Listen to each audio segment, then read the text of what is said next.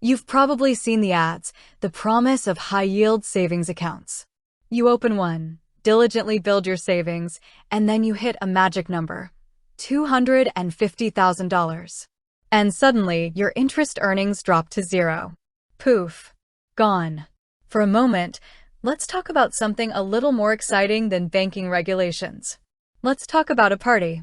Imagine you're at a huge party and a very important guest shows up. Let's call them the FDIC, or Federal Deposit Insurance Corporation. This guest is like the ultimate security guard, protecting your stuff from being stolen. They've got a limit, though. They'll only protect your belongings up to a certain value, let's say $250,000. Anything beyond that? It's on you.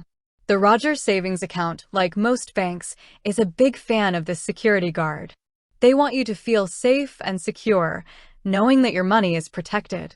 This is the fundamental reason behind the 0% interest on balances over $250,000. It's not a trick, and it's not a punishment for being a great saver. It's about a simple, yet critical, concept called deposit insurance.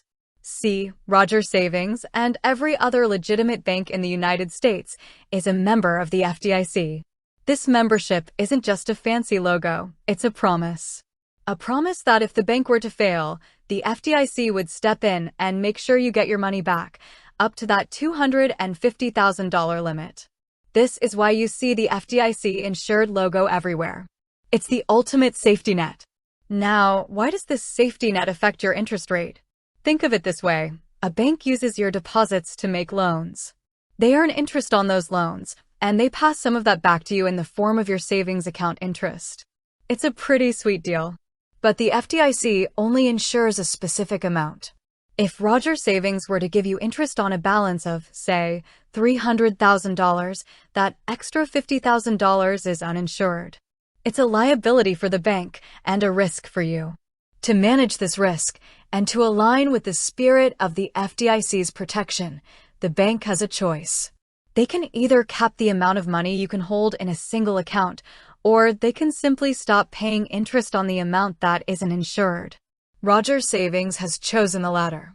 By setting the interest rate to 0% on balances over $250,000, they are essentially saying, we are fulfilling our duty to provide a safe, FDIC-insured place for your money. But we can't offer a return on the part of your savings that falls outside of that protection. It's a strategic choice, designed to keep the bank's operations sound and to avoid creating a false sense of security for their customers. They don't want you to think your entire $1 million savings account is insured just because a portion of it is. The 0% interest acts as a bright, flashing warning sign. Beyond this point, your funds are at a higher risk. So, what should you do if you find yourself approaching this limit? The simple answer is to diversify. You can open another savings account at a different FDIC-insured bank. You can invest in other assets. The key is to remember that the $250,000 limit applies per depositor, per FDIC-insured bank, per ownership category. So you have options. The bottom line is that the 0% interest isn't a penalty, it's a signal. It's a reminder that the world of banking has rules, and those rules are in place to protect you. With that said, thanks for watching, and until next time.